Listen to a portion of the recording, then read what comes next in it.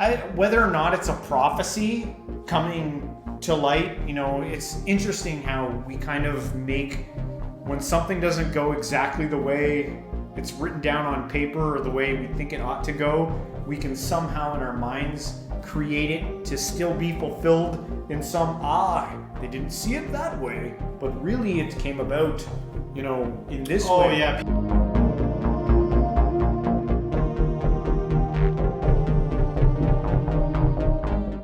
Welcome, modern day mystics, fellow truth seekers. James and Justin here, your favorite spiritual analysts on all things culturally relevant. We're doing a reaction video today out of request from someone asking us to do one on Sadhguru's 1500 year prophecy. Now, this was a really hard video for me to understand. Like, I watched this video and I feel like I'm very far from understanding the whole truth of this. So all you Sadhguru fans out there, help us and forgive us in our ignorance Be as we patient. try to understand what's going on here. Now, I had to clip off the whole front of this video because it's all like a history lesson on this yogi that had this vision of this perfect being creating a perfect being, and how he was never able to see it in his lifetime, but how this vision of this perfect being has evolved and been passed down through the yogic tradition over the years. And so Cool. This reaction video here is from Sadhguru talking about it. So, And this is the first time I'm seeing this. yeah. At So, all. okay. So, let's take a look at it.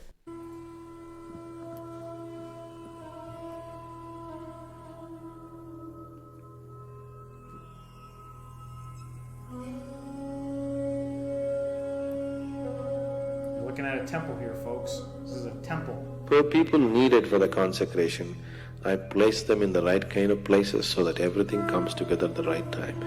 In spite of that, took it 18 years of preparation in this life to put it together, to put the people together, to remind them of their past, to get them there. No, this is too fairy tale-ish for you, but this is something that's a living reality for us.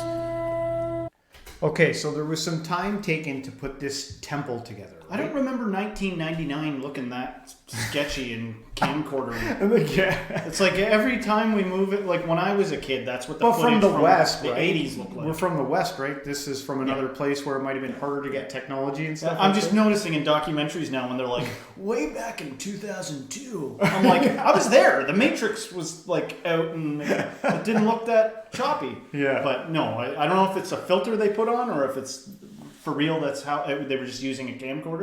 But anyway, you say your thing. Well, anyway, but from what I gather inside of this, this prophecy or vision of this perfect being created, they're creating this temple, and it has something to do with it, right? That's a temple that they built Yeah. to usher in this thing, or I don't know. I think it has something to do with a place where they can come and worship or meditate and, come to an epiphany or greater understanding of reality.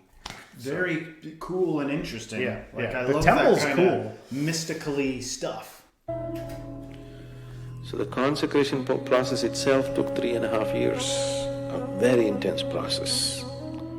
People who witness these things, their lives are never the same again. Things that they had not imagined in their wildest dreams, they witnessed, they still can't believe that it actually happened in their presence. Like what? Like what? I don't know. I think that maybe the making of this temple was extremely hard to do. I don't know. I know, That's but it. it's whenever it comes to miraculous things, it's always elsewhere. You you were in a Christian college when you were in your early 20s. Yeah, yeah, Right? yeah. I hope that's okay me sharing that. And I remember there was you brought home this video of a speaker that came to your school. Yeah. And he was like, you guys have no idea. On the other side of the world, there's people growing legs back. There's people, miraculously escaping from prison. Just all the prison guards can't see them. They're invisible, and they walked out. And the people in the audience were crying, I knew it, But it's always fucking elsewhere.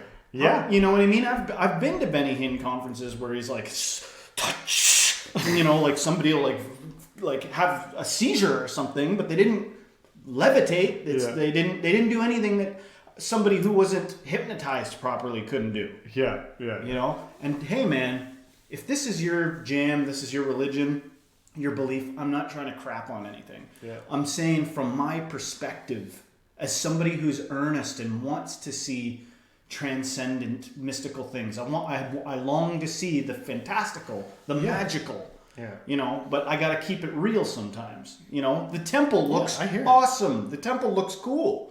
Like, I'm glad there's a temple that exists.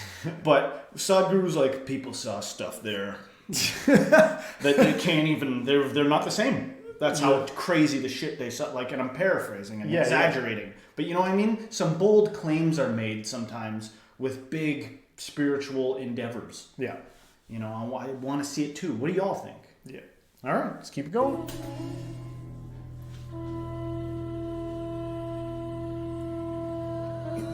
Looks nice. Yogi Sunira. He worked through his lifetime, and towards the end of his life, when this dream of creating a perfect being remained unfulfilled, Yogi Sunira made a prophecy that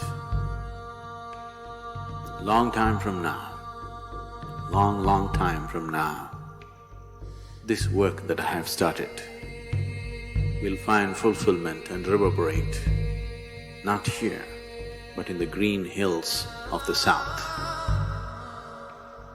Our hills are green. We are in the south. So whatever Sunira's prophecy. So I guess that he's saying that it's happened, or that this prophecy of this perfect being has happened, because he's pointing out the green hills in the land that he's in. And were the hills not always green? Like, I thought I heard once that Sadhguru's like terraformed areas. Like, he's like brought lush vegetation back through with science and everything to some places. Yeah, I don't know. I've heard some wild stuff about Sadhguru. He's fun to watch, by the way. Yeah. I like his stuff, man. Yeah. Like, I like his style, I like the way he dresses. Has come true, but not the way he thought it would. I'm saying it came true.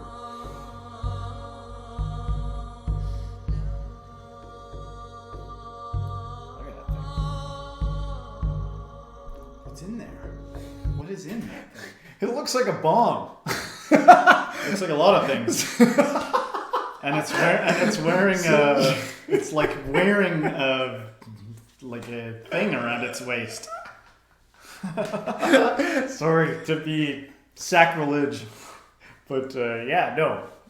No, we're not being sacrilege because, you know, It is what it is. I don't think it's possible to be sacrilegious. Yeah. You know, hate and disdain usually come from the bottom.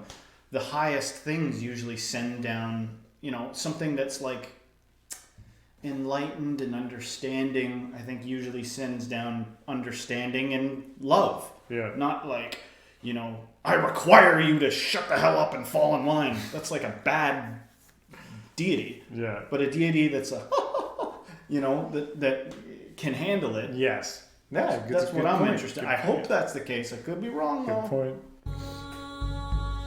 Dhyanalinga is like a living guru. The role of a guru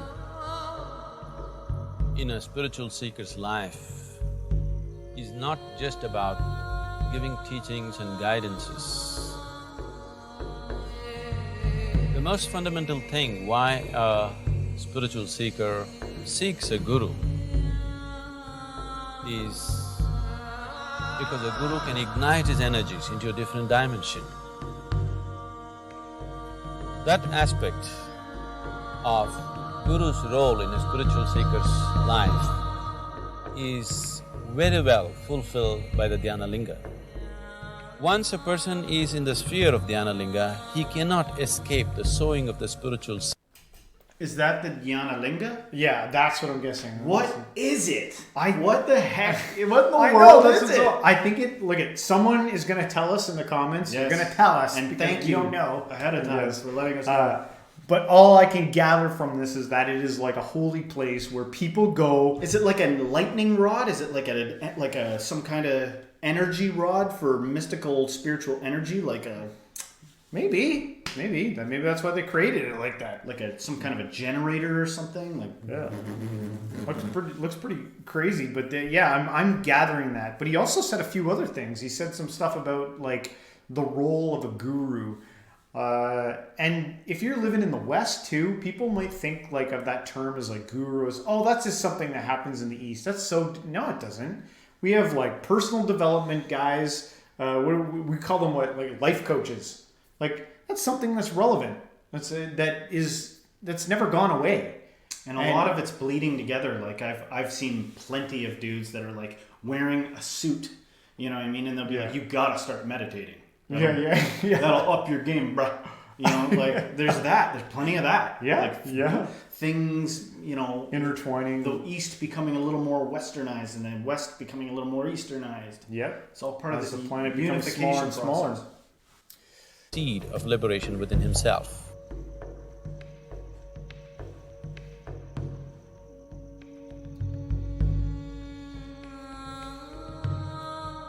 That's what I think he's saying. Like the main focus of this is like kind of like getting liberation from the self. I think that was like the main gist there. There you have it. All right, so let us have it. Let us know what we got right, what we got wrong. Any takeaways? My only takeaway is that there's whether or not it's a prophecy coming to light. It's interesting how we kind of make when something doesn't go exactly the way it's written down on paper or the way we think it ought to go, we can somehow in our minds create it to still be fulfilled in some they didn't see it that way, but really it came about in this way. Oh yeah, people do that a lot with like I find, and I'm just an ignorant traveler, but I find that with Nostradamus's things. Like they'll be like, this stuff's ridiculous. And the dragon with the 9 heads, his wings will be clipped, and they're like, see, 9/11. I'm like, what? Like, and a great tower will fall. I'm like, that's what great towers do. They always fall. And I'm butchering the mother effing crap out of it. Sorry to be brass, because that's not what he says at all. And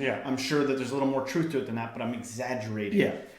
A lot of times it seems like people kind of fit things, like force them together, almost like either a self-fulfilling prophecy or confirmation bias. Yeah. If anything positive you could take out of that would be that there's a place where people are now coming that they didn't have before, where they are, finding meaning, purpose, and maybe some insight that they didn't have before about, life. So often it's like when creativity and the magical meets reality, it's like you need a dreamer to dream up a thing, and then you need grounded people to enact it, and then it comes together and we get cool shit.